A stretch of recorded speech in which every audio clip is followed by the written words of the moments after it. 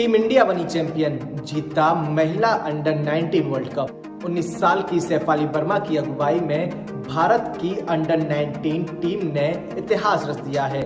रविवार को south Africa में खेले गए फाइनल मैच में इंग्लैंड को 7 विकेट से हराकर भारत की टीम ने जीत हासिल की और अंडर 19 T20 महिला वर्ल्ड कप का खिताब अपने नाम किया। आईसीसी द्वारा पहली बार इस टूर्नामेंट का आयोजन किया गया है, जिसमें भारत ये टूर्नामेंट जीतने वाला पहला देश बन गया है। जेपी नड्डा की अध्यक्षता में ही लोकसभा चुनाव में उतरेगी बीजेपी। इस साल यानी 2023 में 9 राज्यों के अंदर विधानसभा के चुनाव होने वाले हैं और साल 2024 में लोकसभा चुनाव है, जिसे देखते हुए बीजेपी ने अपने राष्ट्रीय अध्यक्ष जेपी नड्डा का कार्यकाल 1 साल के लिए बढ़ा दिया है। इसी जनवरी के महीने में उनका कार्यकाल खत्म होने वाला था, लेकिन दिल्ली में हुई बीजेपी की बैठक में जेपी नड्डा की अध्यक्षता में ही लोकसभा चुनाव जीतने का फैसला लिया गया है।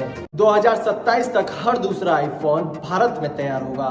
एप्पल ने अब अपने फोन का उत्पादन चीन से हटाकर भारत को सौंप दिया है। फिलहाल भारत में 5% और चीन में 85% आईफोन बनाए जाते हैं, लेकिन 2027 तक हर दूसरा आईफोन भारत में तैयार होगा, जिससे भारत के लोगों के लिए आईफोन की कीमत कम हो जाएगी। जल्द ही टाटा ग्रुप आईफोन की मैन्युफैक्चरिंग करता नजर आएगा। टाटा ग्रुप आईफोन की मैन्युफैक्चरिंग करने वाली पहली भारतीय कंपनी होगी। मथुरा के गांव कारम में ड्रोन से हुआ फसलों पर छिड़काव। यूपी वेटरनरी यूनिवर्सिटी के दिशा निर्देशन में बलदेव ब्लॉक के गांव कारम में ड्रोन से फसलों पर छिड़काव किया गया, जिसे देखने के लिए आसपास के ग्रामीण इकट्ठे हुए। कृषि विज्ञान केंद्र प्रभारी ने किसानों को नई तकनीकों को प्रयोग करने के लिए प्रोत्साहित किया और इससे होने वाले लाभ भी बताए। इस तकनीकी से मात्र 10 लीटर पानी में 1 एकड़ फसल पर छिड़काव किया जा सकता है, जिससे समय और श्रम दोनों की बचत होगी।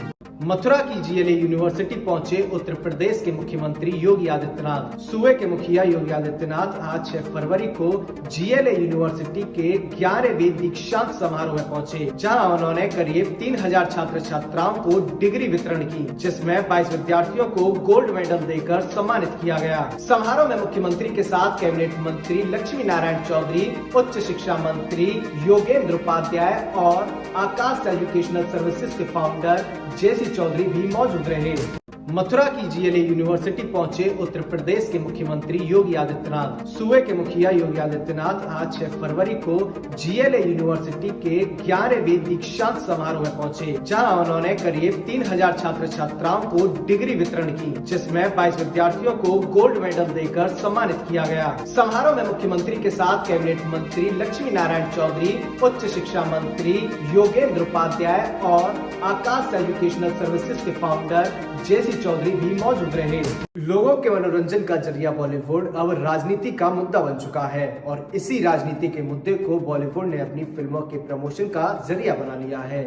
पिछले 1 महीने से चल रहा पठान मूवी का विवाद इसी मूवी के प्रमोशन का काम कर रहा था, जिसकी वजह से ये फिल्म साल 2023 की ब्लॉकबस्टर फिल्मों में शामिल होने जा रही है। पहले बॉलीवुड जानबूझकर अपनी मूवी के गाने या ट्रेलर में इस तरह के कंटेंट्स डालता है जिससे विवाद उठे और हर तरफ मूवी की चर्चा हो, और फिर बॉलीवुड मीडिया और आंदोलनों से हुए अपनी मूवी के फ्री प्रमोशन से ढेर सारा पैसा कमाती है। फिल्मों के इस प्रमोशन के जरिए को खत्म करने के लिए अब एक धर्म सेंसर बोर्ड का गठन किया गया है, जो मूवी में डाले गए अश्लील कंटेंट्स को लोगों के बीच में पहुंचने से पहले ही खत्म या सुधार करने का काम करेगा।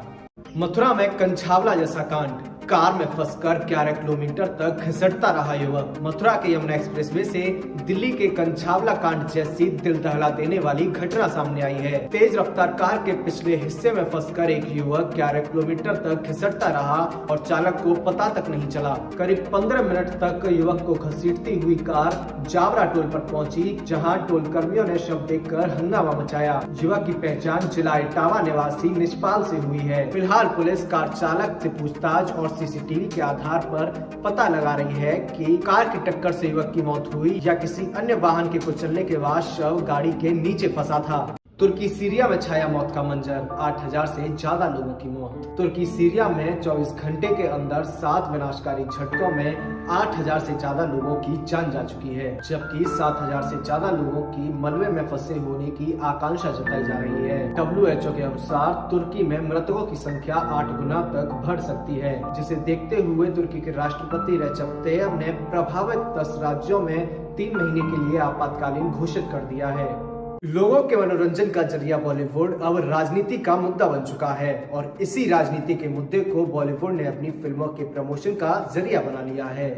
पिछले 1 महीने से चल रहा पठान मूवी का विवाद इसी मूवी के प्रमोशन का काम कर रहा था, जिसकी वजह से ये फिल्म साल 2023 की ब्लॉकबस्टर फिल्मों में शामिल होने जा रही है। पहले बॉलीवुड जानबूझकर अपनी मूवी के गाने या ट्रेलर में इस तरह के कंटेंट्स डालता है जिससे विवाद उठे और हर तरफ मूवी की चर्चा हो, और फिर बॉलीवुड मीडिया और आंदोलनों से हुए अपनी मूवी के फ्री प्रमोशन से ढेर सारा पैसा कमाती है। फिल्मों के इस प्रमोशन के जरिए को खत्म करने के लिए अब एक धर्म सेंसर बोर्ड का गठन किया गया है, जो मूवी में डाले गए अश्लील कंटेंट्स को लोगों के बीच में पहुंचने से पहले ही खत्म या सुधार करने का काम करेगा।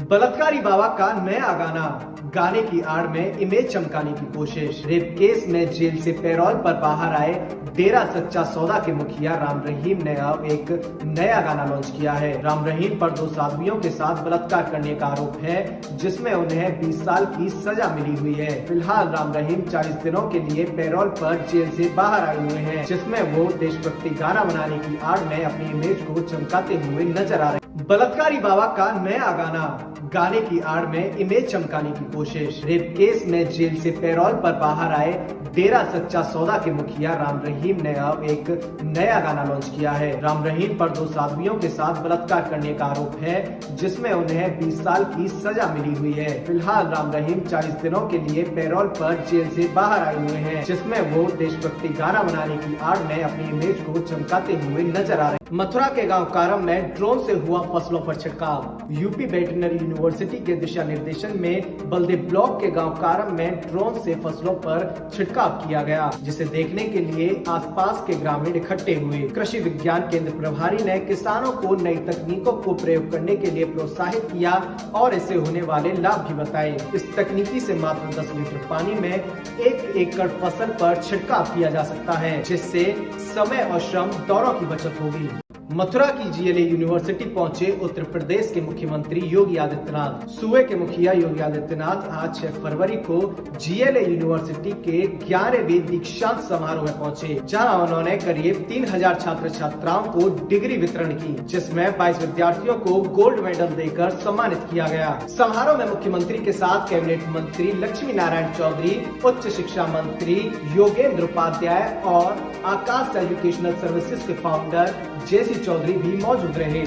मथुरा की GLA यूनिवर्सिटी पहुंचे उत्तर प्रदेश के मुख्यमंत्री योगी आदित्यनाथ। सूबे के मुखिया योगी आदित्यनाथ आज 6 फरवरी को GLA यूनिवर्सिटी के 11वें दीक्षांत समारोह में पहुंचे, जहां उन्होंने करीब 3000 छात्र छात्राओं को डिग्री वितरण की, जिसमें 22 विद्यार्थियों को गोल्ड मेडल देकर सम्मानित किया गया। समारोह में मुख्यमंत्री के साथ कैबिनेट मंत्री लक्ष्मी नारायण चौधरी, उच्च शिक्षा मंत्री योगेंद्र उपाध्याय और आकाश एजुकेशनल सर्विसेज के फाउंडर JC चौधरी भी मौजूद रहे।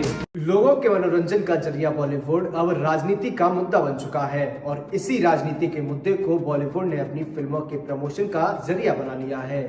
पिछले 1 महीने से चल रहा पठान मूवी का विवाद इसी मूवी के प्रमोशन का काम कर रहा था, जिसकी वजह से ये फिल्म साल 2023 की ब्लॉकबस्टर फिल्मों में शामिल होने जा रही है। पहले बॉलीवुड जानबूझकर अपनी मूवी के गाने या ट्रेलर में इस तरह के कंटेंट्स डालता है जिससे विवाद उठे और हर तरफ मूवी की चर्चा हो, और फिर बॉलीवुड मीडिया और आंदोलनों से हुए अपनी मूवी के फ्री प्रमोशन से ढेर सारा पैसा कमाती है। फिल्मों के इस प्रमोशन के जरिए को खत्म करने के लिए अब एक धर्म सेंसर बोर्ड का गठन किया गया है, जो मूवी में डाले गए अश्लील कंटेंट्स को लोगों के बीच में पहुंचने से पहले ही खत्म या सुधार करने का काम करेगा।